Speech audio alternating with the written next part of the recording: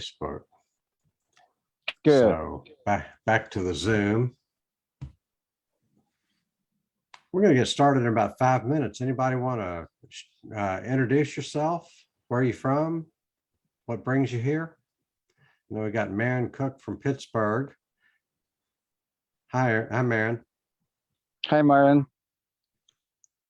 Got Lionel from Mexico City. Mexico City. That's Lionel, right? Yeah, right. You sorry about my smoking in front of you kids. I'm an old man with all the habits. Yeah, right. So Will Carey is joining us from Oregon. Annette Hines is Welcome, here. Will. Annette, where are you from? Oh, Annette from Kentucky. Okay. Are you in Louisville, Annette? Are you? So. Oh, Moorhead. Right. Are you? I think we may have chatted on Facebook. Yes. Okay, good. Give people another couple of minutes. We're going to be talking about trees, water, and climate. Trees have a special role to play in climate and a special role as it relates to water. So how does that work? We normally think of trees as being on the receiving end of bad things that are happening due to greenhouse gases. And if we could just get rid of those greenhouse gases, then everything will be just fine. But trees have an important role, trees and water have an important role to play in actually cooling the planet. And we certainly need to attend to our ecosystems. We need to, I was chatting on Facebook today and somebody said something that I totally agree with.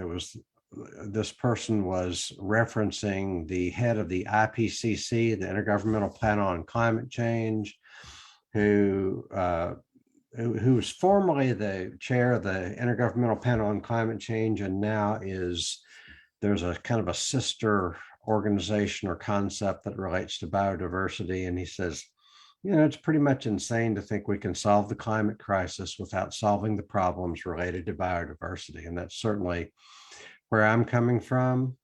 And so we'll talk a little bit about that, how trees fit into that. Trees, water, biological diversity, and carbon are all interrelated and they all impact climate. So let's talk about how that works.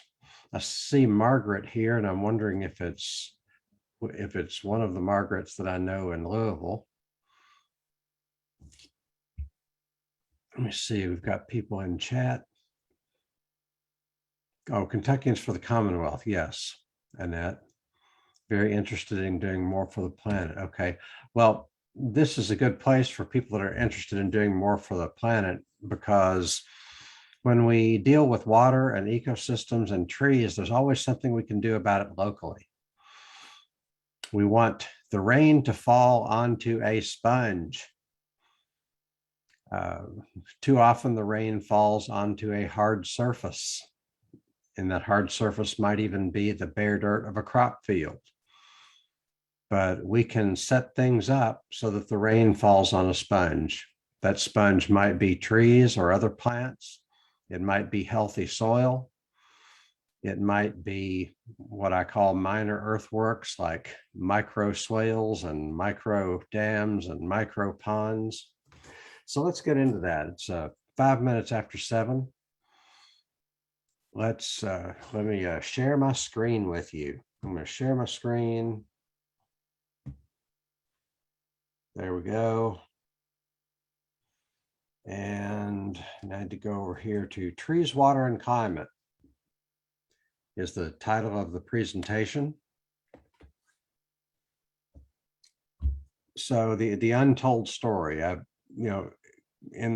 There's something that I call the climate media, which is it's the New York Times, and it's whenever the corporate media is covering climate, and it's also Inside Climate News is a a major self-appointed climate source of climate information.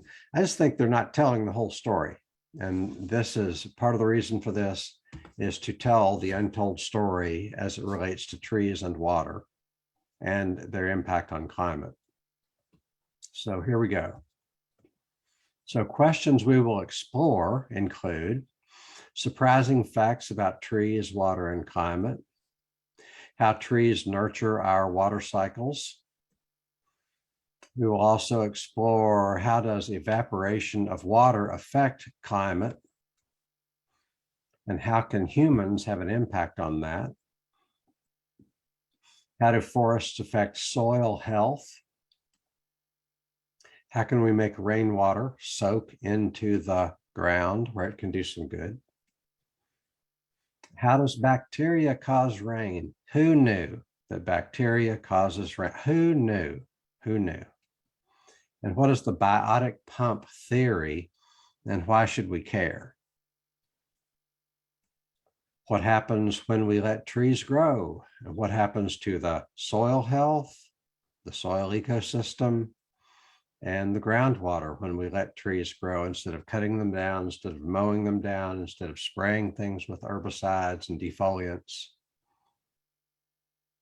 What happens when we cut trees down? What happens when we cut trees down? What happens when you clear cut a forest, turn it into wood chips to ship to Europe to burn as supposedly renewable energy? What happens when we do that? I tell you what, it kills everything that's in the soil. That's one thing that happens, and it causes a lot of erosion, causes a lot of carbon to be released, not just the trees that are cut down, but the carbon that comes out of the soil. What happens when we prevent trees from growing, like mowing? I know where I am, every acre, when you mow, you're preventing hundreds of trees from growing every summer when we mow. So let's talk about, let's tell a little story about a happy raindrop and a sad raindrop. This presupposes that a raindrop wants to be useful. And the raindrop is happy when it's useful, and it's sad when it's not useful. So the worst thing that can happen to a raindrop is to go rushing into the stream. We need to slow it down. The best thing that can happen to a raindrop is to linger among the plants and the soil. So let's see how that works a little bit more step by step. The story of a sad raindrop: it falls onto a hard surface. It gets hot and gathers pollution, runs quickly into a stream. It heats up the stream because the soil ecosystem, that's bad for the soil. A stream ecosystem is bad for the water ecosystem, for it to be like slowing down, drying up, and then it rains, and then it gushes with hot water. That's bad for any type of ecosystem that is trying to get established or stay established in a stream. And it pollutes the stream. This rainwater, this raindrop that fell onto a hard surface and got hot and gathered pollution, it heats up the stream, it pollutes the stream, and it carries pollutants to the ocean. That's one of the reasons we have a major dead zone at the mouth. A lot of that is agricultural chemicals, especially nitrogen fertilizers, but all kinds of pollutants are bad for the oceans. So let's tell a story about a happy raindrop. Before we do that, I'm going to make sure that that everybody's in. Make sure that nobody needs to be admitted or anything like that.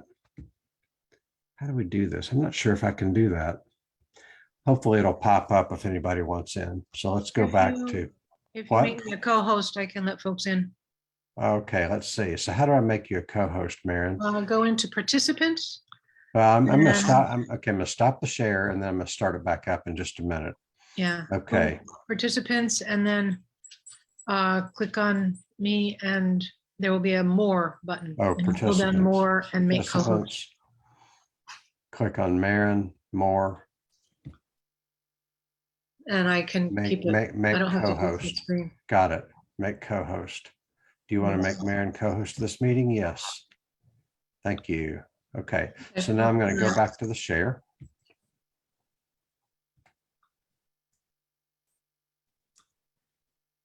Share screen. Yeah, I've decided, I went away from using the waiting room because one time somebody was left out in the cold because I was sharing screen. Yeah, you'll have to show me how to not do the waiting room because it's either that or make somebody type in a code or something. Yeah, well, we can talk about that offline right Yeah, now. sure. We want to hear about the happy raindrop. Right. Happy raindrop. Story of a happy raindrop. You've been waiting for this. Story of a happy raindrop. It falls onto a tree. That's a good fate for a raindrop. And it clings to the bark and the leaves. And then sometimes it just evaporates. That is a good thing for a raindrop to do. It contributes to the water cycle. You got water vapor into the air that's going to come down, hopefully come down as rain somewhere. That's a happy fate for a raindrop. Or maybe it soaks into the ground. That's a happy fate for a raindrop to actually soak into the ground instead of running off. And it lingers in the ground. That's a good fate for a raindrop. But that raindrop is happy because it's lingering in the ground, and the groundwater is slowly being released into the streams. That's a functioning water cycle, and it's being slowly released into the streams. And then the tree, or maybe instead of soaking into the ground, maybe it gets absorbed by a tree root and goes up through the tree or any plant, and then it gets transpired. We'll talk about transpiration, but that's a happy fate for a raindrop. And if it does get absorbed by the tree, then it evaporates from the tree. A whole lot of water. If we could see it, we would see a whole lot of water going upwards, out plants and out trees and into the atmosphere. That is a very good thing to happen, but we have to have trees and other plants in order for that process to be taking place. Now, the moral of the story is we want as many happy raindrops as possible. That means rain falls onto a sponge. We want rain to fall onto a sponge, such as a forest or other plant matter or healthy soil or small earthworks, such as swales or things that slow the water down, make it soak into the ground. So now, let's talk about how trees affect water and climate. 8 key terms and concepts. So here's one term or concept. A forest stores water. If you go in and clear cut a forest, which we do a lot of in the world, if you go in and clear cut a forest, then you're cutting away a whole lot of water. A tree is about 50% water. And a forest, especially a multi-layered, biologically diverse forest, or any plant, is a storehouse for water. Do we want to get rid of something that stores water, especially if it's constantly releasing that water into the air? We do not want to get rid of that, but forests store water. So what we do with our forests, whether we let them grow or cut them down, it affects our supply of fresh water. Plants also transpire water. So when you hear the word transpire, think perspire. Humans perspire. Why do we perspire? Because that's cooling us off. So plants transpire water. And when that happens, water evaporates. So when water evaporates, what happens? We'll talk about this more down in a few minutes, but when water evaporates, that creates a cooling effect. Another concept, water vapor keeps water in the soil. So why are plants releasing this water? Why are they transpiring this water?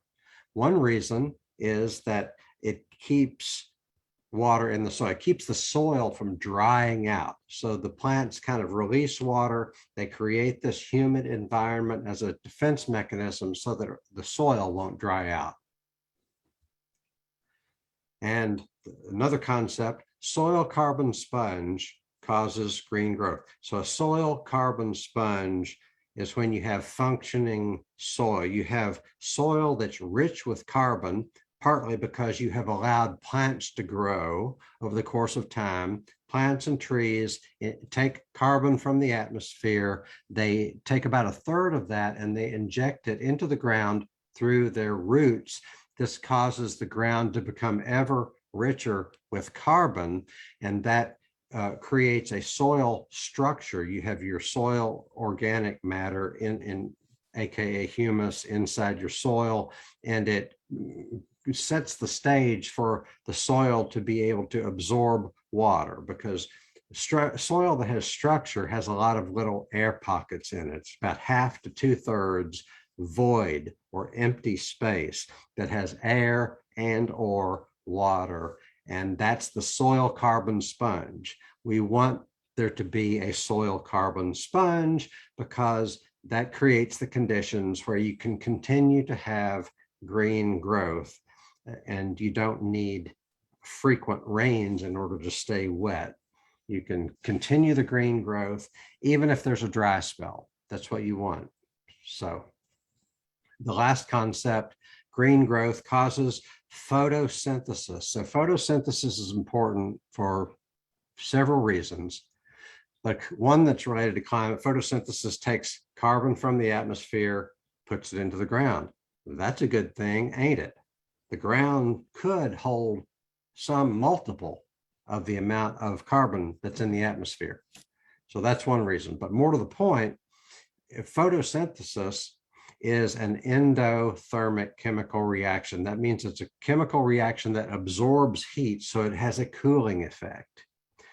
An exothermic chemical reaction is one that releases heat, like fire. If you take wood and burn it, then that's releasing heat. But photosynthesis is the opposite. When it's making that tree grow, where you got the wood, where it's making the tree grow, then it's absorbing energy. So all this talk about global warming, why are we not talking about how photosynthesis has a cooling effect?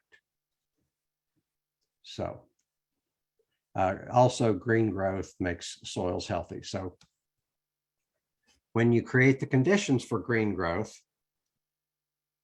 by having a healthy soil carbon sponge that absorbs water and it utilizes rainwater, then you're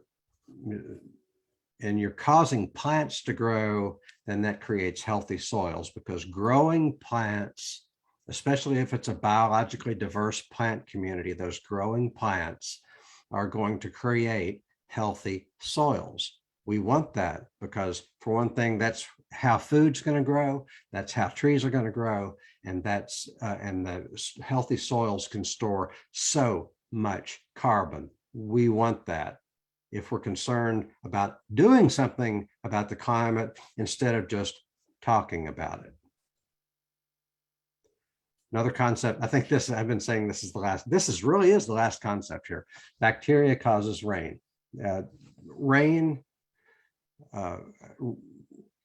A raindrop has 1.5 sextillion water molecules in it. It's like 10 to the 21 water molecules in a raindrop. Those water molecules don't come together on their own. They need a nucleus.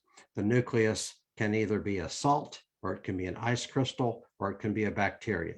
The bacteria I'm talking about here is bacteria that is, it's a species of bacteria, maybe a family, I'm not sure, but it's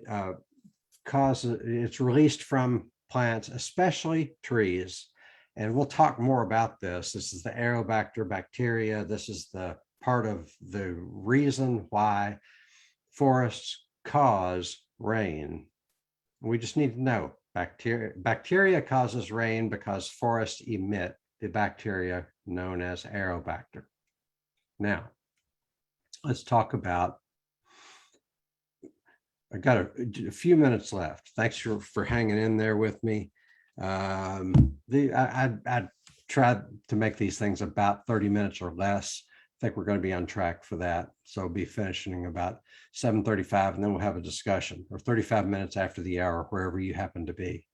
So let's go through a series of things called forest versus no forest. It's going to be what's the difference between having a forest and not having a forest?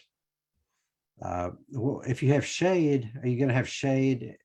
Forest versus no forest, which one is going to positively impact shade? Of course, a forest is going to have shade, so you're going to have cooling.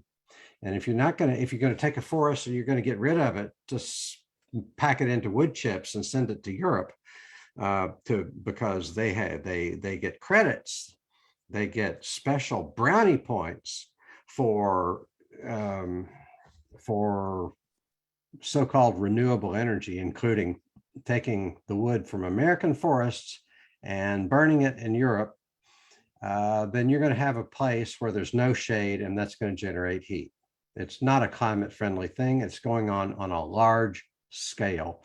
Most deforestation in the US, if I'm not mistaken, is burning for wood chips and not for other uses of timber.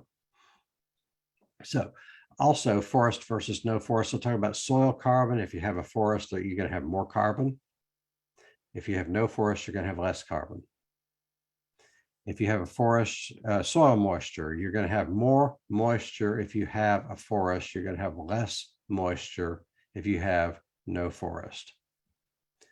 Sponge, we're talking about that soil carbon sponge. A forest is going to be a sponge for the rainfall. If you don't have the forest, then you're just going to have runoff. You're not going to have that sponge. Photosynthesis, a forest, you're going to have photosynthesis in a forest, therefore you're going to have carbon drawdown. You're going to have not only the trees, but also the soil and the fungi and the community, the ecosystem.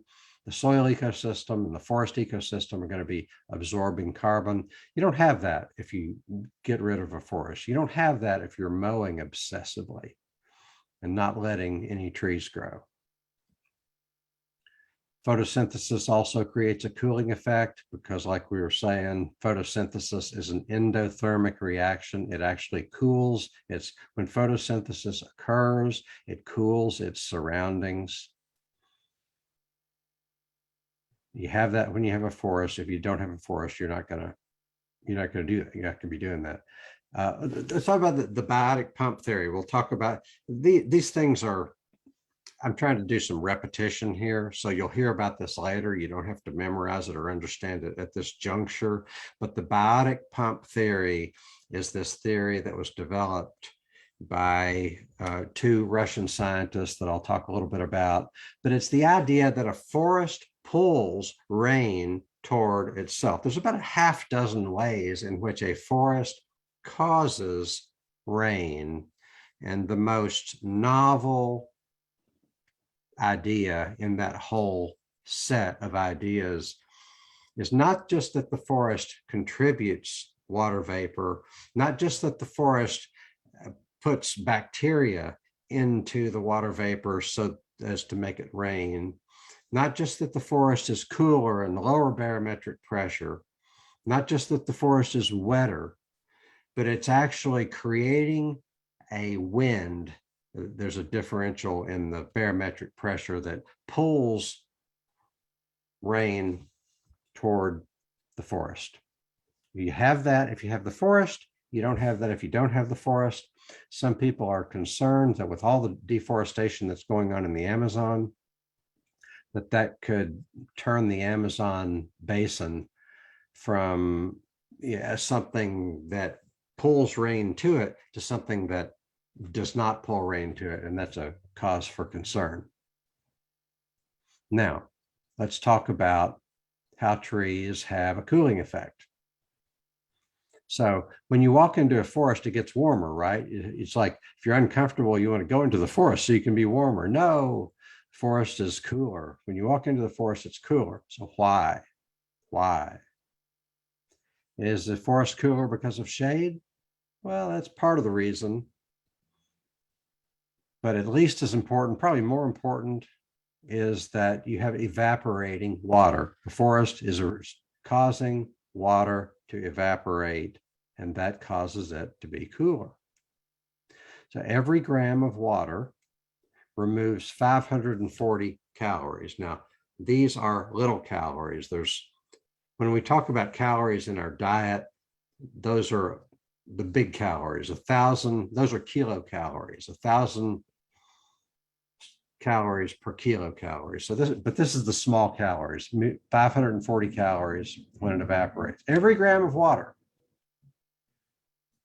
when it evaporates, it varies, but it requires at least 540 calories. So given the fact that, okay, this is from the United States Geological Survey, a large oak tree can transpire 40,000 gallons or 151,000 liters per year, according to USGS, United States Geological Survey. So that's a lot of water, and 151,000 liters, take each one of those and multiply it by 1,000, and that's how many milliliters or grams of water are.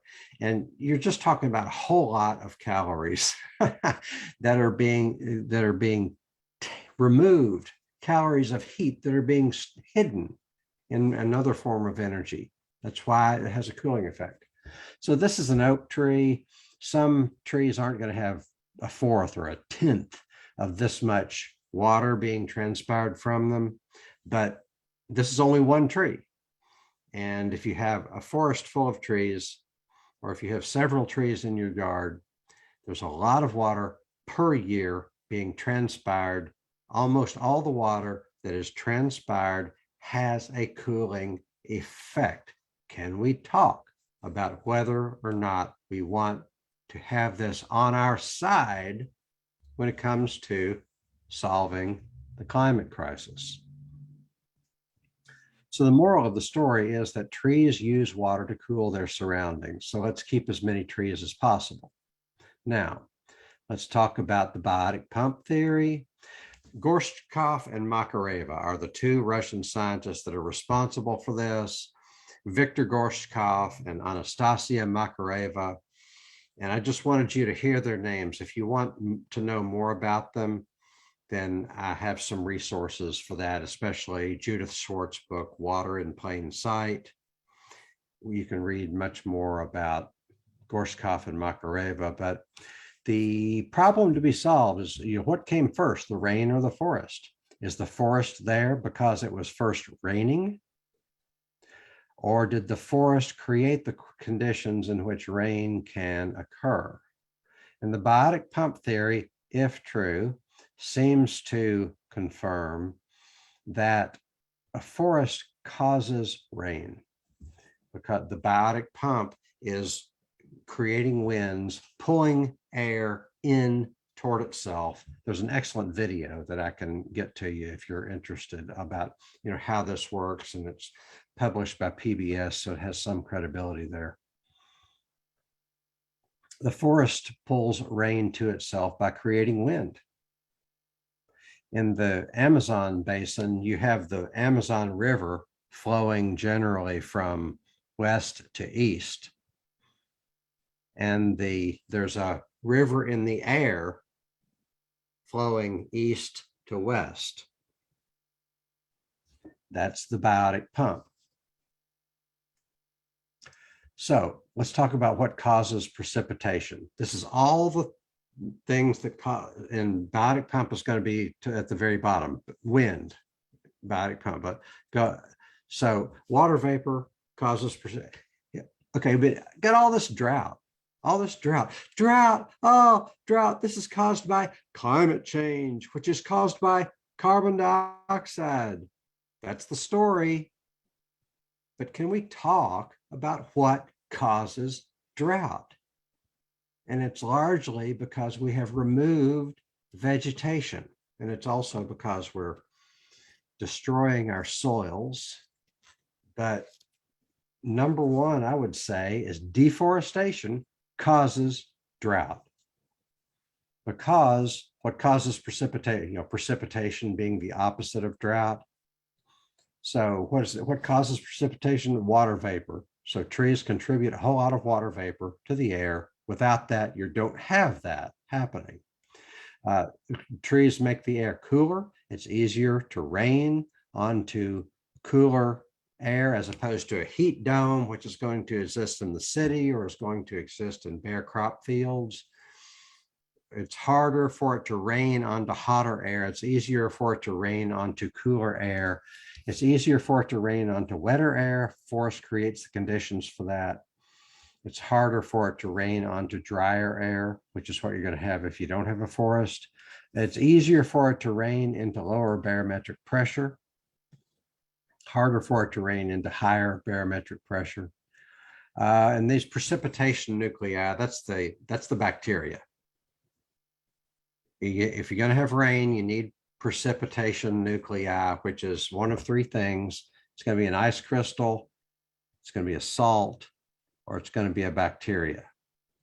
So the forests contribute this bacteria to the air, and something on the order of 40 or 50% of the rain that falls onto land is a result of this precipitation nuclei that comes from the forest. Other plants, but mainly trees. So that's what you need for it to cause precipitation, for it to actually rain. Because you can have lots of water vapor in the air. Even according to Walter Guinea, even the desert, like the Death Valley, is going to have like 40 or 50 centimeters of worth of precipitation in the air in the form of water vapor, but it's not coming down because the conditions don't exist for rain, because you don't have all of these. So there's, the moral of the story is there's enough water vapor in the air, but what could make it come down? Do we have what would make it rain? And the last thing that causes precipitation is the wind that's caused from the biotic pump. Not any old wind, but a particular type of wind that, if the biotic pump theory holds true, then forests, especially intact forests, pull wet air to them, causing precipitation. Now, let's talk about calls to action.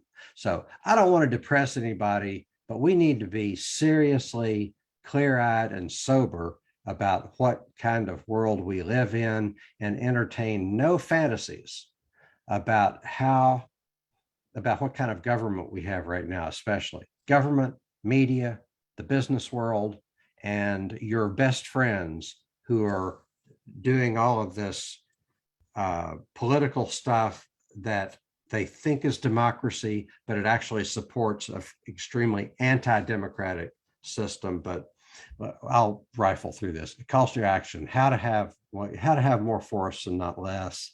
So what causes deforestation?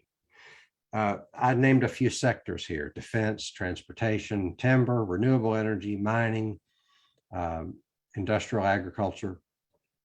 Those are all human activities cause deforestation to some extent.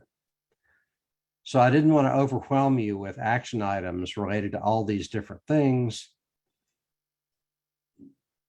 But as an example, defense, it's like, how many new fighter jets do we need? And, you're not just, it's not just the military bases, but it's the places they're manufactured. And if they have electronics inside them, then you're going to go mining for that electronics. There's deforestation caused by the mining. You have all the metals that go into shipbuilding and plane building and training military personnel. Defense has a huge footprint that causes deforestation. How much of that do we need? Transportation. We have a transportation system that is designed for everybody to have a car.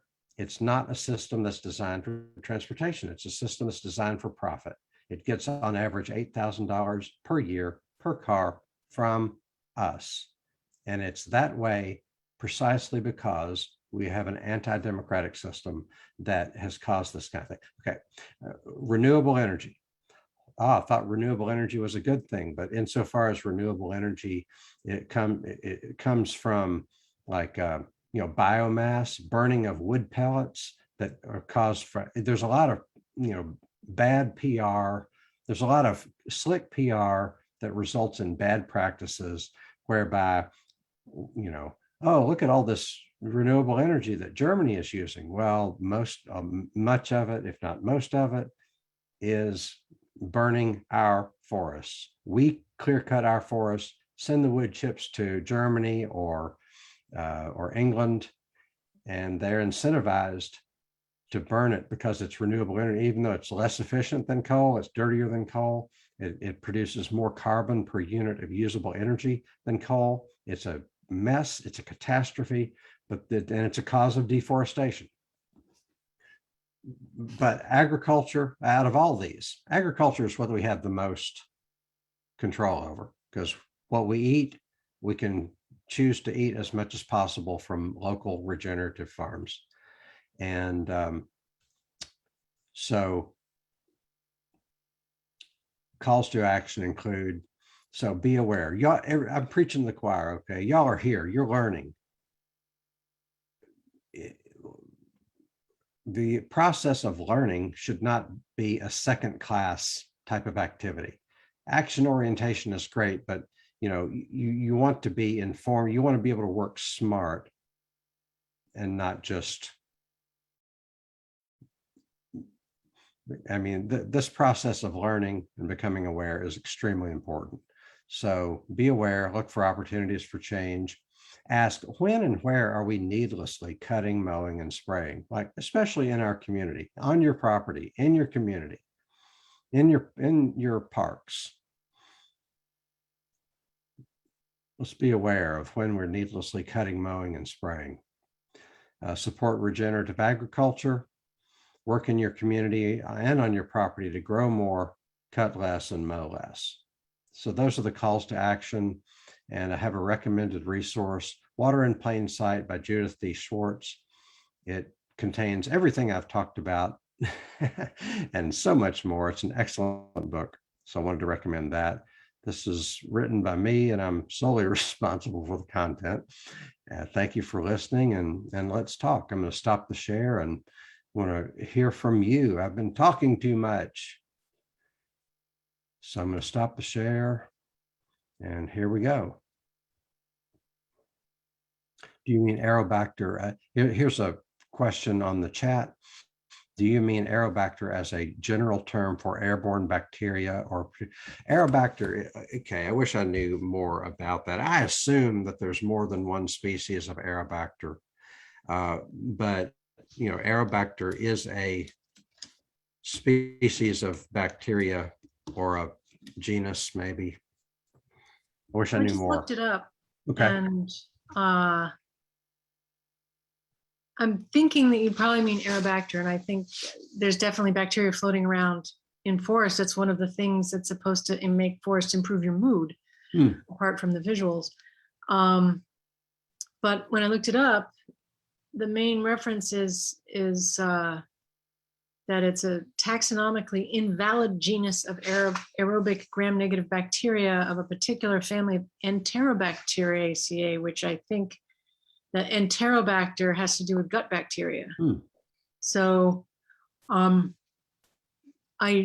was your use of it out of Judith Schwartz's book, or? Yeah, it seems like a great term for airborne bacteria. Talks about it, yeah. But I don't think it's a species of them. Right. It's a okay. category. All because right. all you're looking for here is condensation nuclei, which can be right. bacteria, which can be pollutant particles, soot. Even though the soot is black, it makes clouds whiter and reduces global warming. So one of the things, so many of these big influences are linked. And in this case, it's kind of unfortunately opposite, because most air pollution comes from fossil fuel combustion. And that is, of course, bad for us to breathe and bad for everything to breathe. but it is protecting us from 0.5 to 1 degree Celsius of warming by making clouds whiter. And that's one of the complexities of the climate models that is becoming more and more clear. Mm-hmm. Right.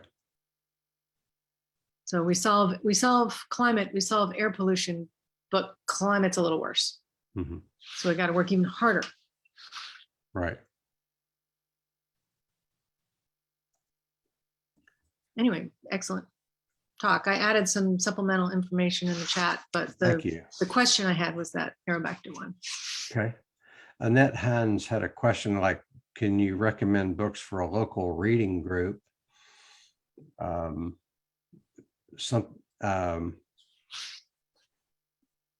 Judith Swartz has 3 books, all of which are excellent. One is Cows Save the Planet, which is about soil. One is Water in Plain Sight, which is about water. One is Reindeer Chronicles, which is about ecosystem restoration. They're all good. I'm not sure if you have to take them in any particular order. Paul Hawken has a new book called Regeneration that's very good if you're looking for like I mean, it's really well written, and it's got a variety of, it's got a whole range of solutions related to climate and biodiversity. And I think Paul Hawken, I think for one thing, he's on the right track. And for another thing, it's one of the few comprehensive solution-oriented things that you can find. He also has a book, Drawdown and Regeneration are Paul Hawken's 2 books. And, you know, in terms of soil, there's Dirt to Soil by Gabe Brown, which is excellent. I mean, he's a farmer in North Dakota. And, you know, I've been studying native plants for like 5 years. And it's really good to read Gabe Brown's Dirt to Soil to understand how biodiversity in your cover crops and biodiversity in your cash crops and integrating that with animals can all be a very important and helpful part of restoring local ecosystems. That plus Mark Shepard's Restoration Agriculture, those 2 books together really give me a vision for how farming can be a wonderful, a farm can be a wildlife habitat. There don't have to be 2 separate things. The way the industrial farming, you know, what's wrong with industrial farming from a wildlife habitat standpoint? Well, it takes up so much space. And a monoculture is, you know, nature is diverse. Here's nature, which is diverse. Here's a monoculture, which is not diverse. Those 2 things can't coexist together. That's why when you have a monoculture, you have to do pesticides and herbicides, fungicides, insecticides. But, you know, Mark Shepard and Restoration Agriculture really casts a vision for how agriculture can be done in a way that's smart and chemical free and biologically diverse, and can be it's absolutely what we need. What the wildlife, in my view, what the wildlife of the world needs is a break from industrial agriculture. And we need to give it a break by doing regenerative agriculture, which is chemical free, biologically diverse.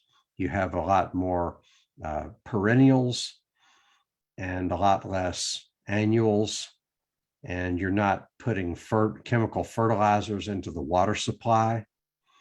The rivers and the oceans need a break from our chemical fertilizers that get dumped into the water supply. So those are some of the books that come to mind. Anything by Doug Tallamy. Doug has 4 books, 3 of which are on audio, and his latest one is about oaks. And although it's all about oaks, but he it's about ecosystems. It's like month by month. He starts in October or something.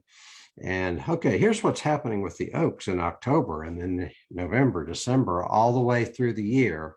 And he teaches you about entire ecosystems. Excellent book. Doug Tallamy has become a better and better and better communicator over the course of time. His first book was Bringing Nature Home. It's excellent. It has a lot of good information. All of his books have a lot of good information about insects because he's an entomologist. So Bringing Nature Home was his first book. His second one was Nature's Best Hope, which is also very good.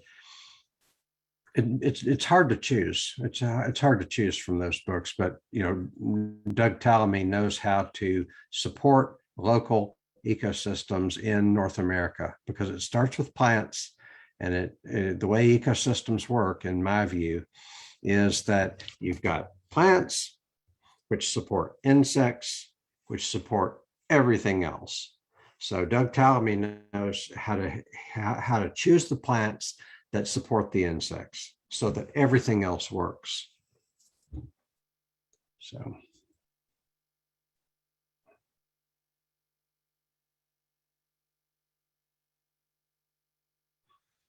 Will says, any conversation coming from permaculture people, wait, let me see if I can pull this chat up. Any conversation coming from the permaculture people, Andrew Millison at Oregon State would be a good contact. He creates a lot of good, Andrew Millison is fantastic. And one of these times I was thinking about doing a watch party of one or more Andrew Millison videos. He has this series where he is in India, and 1, 2, 3, 4, 5, 6, 7, each video is about 10, 15 minutes. And it really, I admire, he does great work. And so I would love to be in contact with Andrew Millison. I do know that at some point we're going to be doing watch parties with his videos. You just can't lose. He's one of the most gifted communicators in this space easily. And another thing Andrew Millison does, some of his videos is like he's teaching you design, and he's drawing a design, and the camera is facing a transparent screen, and he's writing on this transparent screen, and you realize he's spelling things out for you, and you realize that he's writing backwards. He's writing backwards. So, and that's just a little novelty, but he's an excellent communicator. He's really good with design. He's able to draw, and his video production quality is 10 out of 10.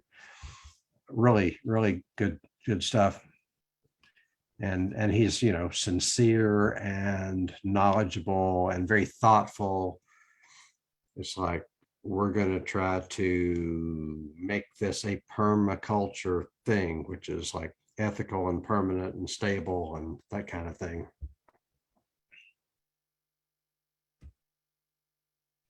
Jeff Lawton does a lot with desert permaculture. Yeah, there's this really good Jeff Lawton video where he's in Arizona, and it's I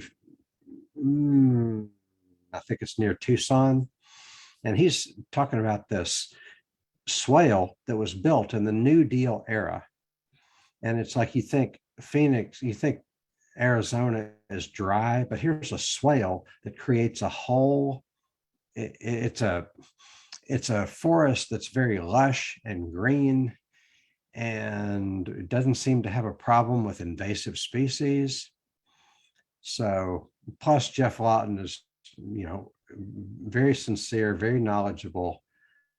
It's almost like he's Yoda, when he says something, it's just, it comes from so much wisdom.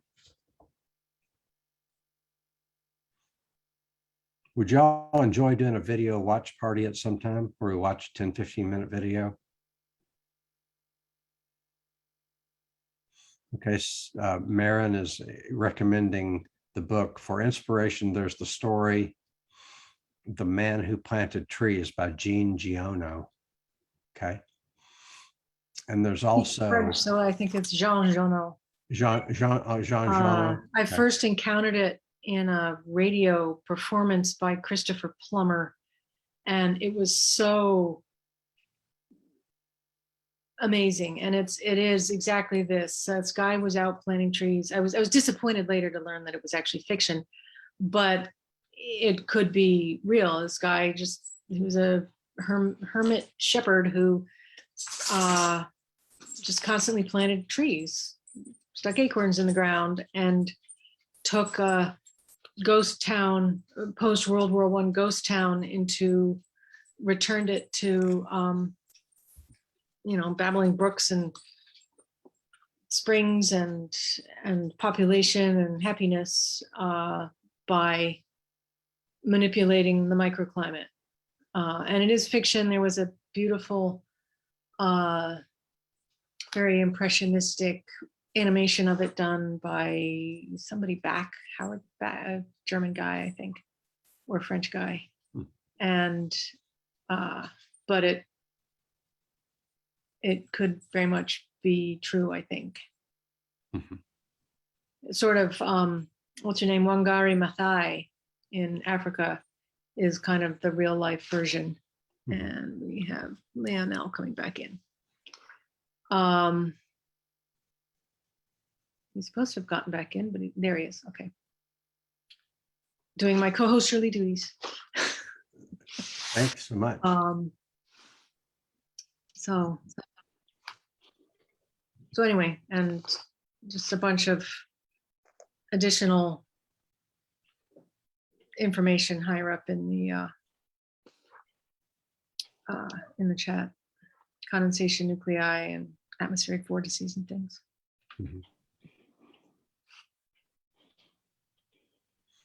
One thing Andrew Mellison talks about, and that I think it's in one of the videos on India, and that is that you want to plant trees on the ridges and mountaintops because that provides a reservoir for water that then trickles down from there.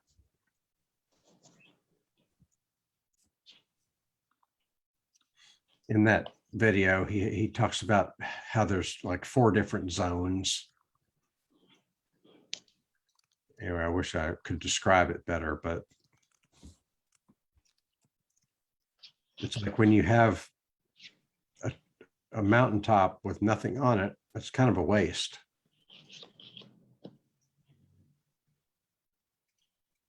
I had an English teacher in high school who was from Eastern Kentucky, and she would talk about how the flash floods just come really fast. And I've been wondering lately whether that was because of deforestation. You can understand if it's more mountainous terrain, then water's going to run off more quickly.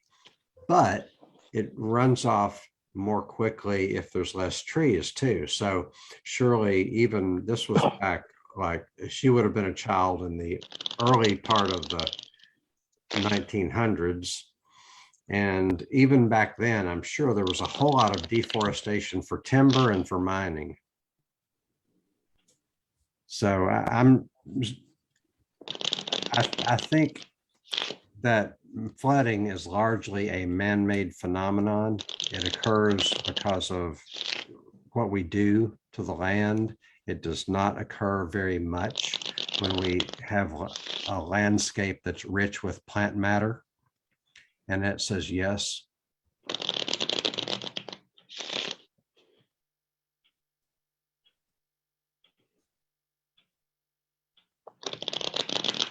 I like saying that, what we want the rain to fall on a sponge. The sponge can be plant matter, it can be healthy soil, or it can be earthworks like swales, small ponds, anything that slows the water down, makes it spread and soak. Animal engineers, I think, count there, beavers or worms or prairie dogs or wild donkeys or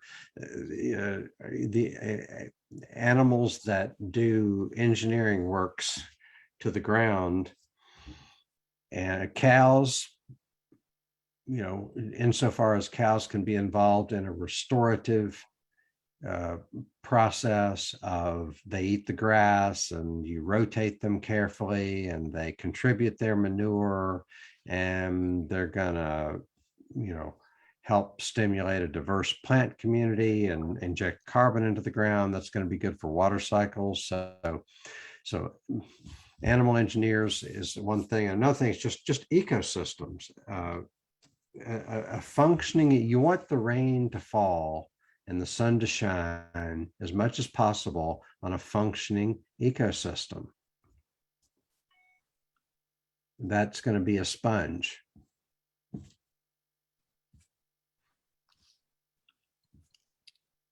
Because it's not just plants that absorb carbon and water. It's also animals and fungi and a whole ecosystem that's going to absorb carbon and water. And insofar as you have a growing ecosystem, then that's going to be endothermic. That's going to be absorbing heat into it. You're going to have some exothermic reactions in there. You have animals respiring, et cetera. You have decomposition, that kind of thing. But if it's a growing ecosystem, then you're adding biomass. It seems to me like that's going to be endothermic, and it's going to have a cooling effect. Plus, it's going to, reduce erosion and add to the health of your soil.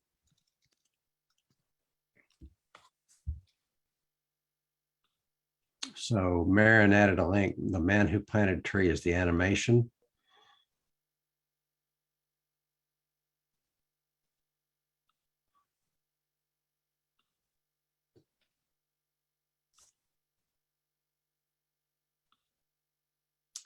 If I didn't need to go to another meeting, I would could hold up and do a reading of the wood engraving, because I think I know right where it is. Although my other meeting may or may not happen. Let me see. Marion, you have anything coming up with the salon? The next one is going to be on, just to let folks who aren't familiar know, I organize and host a monthly environmental education event. Normally it's a big potluck mini conference here in this unusual space I live in. And these days it's on Zoom, so people can attend from anywhere. Hart was a speaker a couple months ago. That was awesome. And he was the next one is December 11th. I always do early December on consumption, with the not so subtle goal of sending people out into the world to spend less money around the holidays and buy less stuff. Awesome. Yeah. And this year I have a University of Pittsburgh historian talking about the history of plastic and how this country turned into a consumerist society. And January, I'm not sure yet. February will be part 2 of trees that Hart spoke in part 1, much of the same stuff that you've been talking about here. Annette, stick your email in the chat and I will grab it and put it on my email list. And anybody else interested, do that. And then, so the one in a couple months ago was on one part of forests, protecting forests from development projects. And Hart was with all this tree, water, climate stuff, helping motivate why.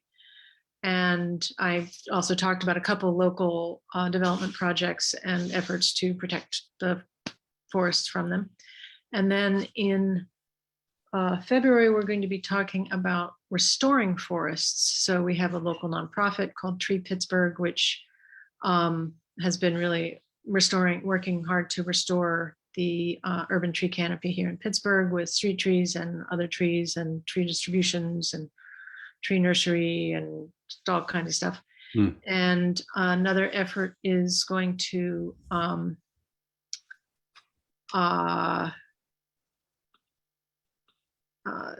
and here speaks very specifically to the importance of plants for biodiversity and especially insect life.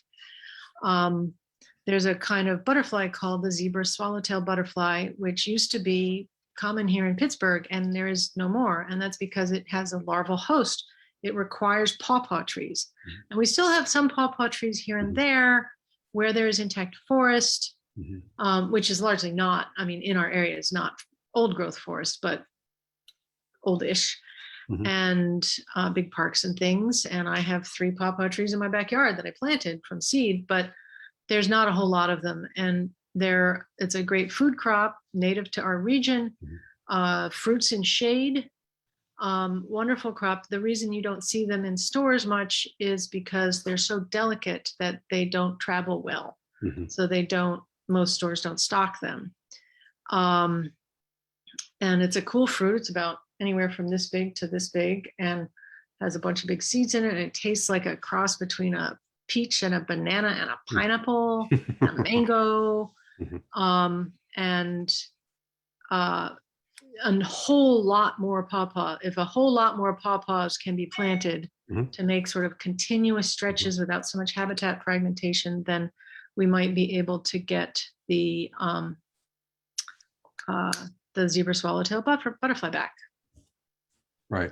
But it's that simple. And so I have someone who's been working on that, and I have a third.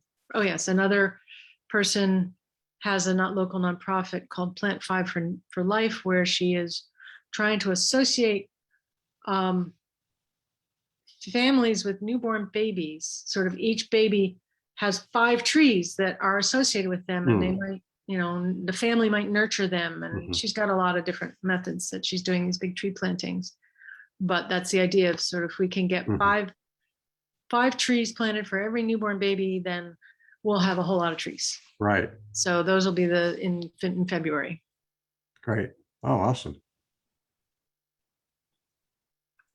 So those are the ones that are already scheduled. And we have a lot of topics, a lot of environmental issues around here with frack gas being turned into plastics. There's a giant plant that's almost complete. It'll probably be starting up next year that'll mess up air quality and put little nurdles, little polyethylene pellets into the waterways because it'll spill and they float down to the oceans, and just lots of things. And coke plants to make steel, because this is Pittsburgh after all, and our air's a lot cleaner than it used to be, but we still have a long way to go.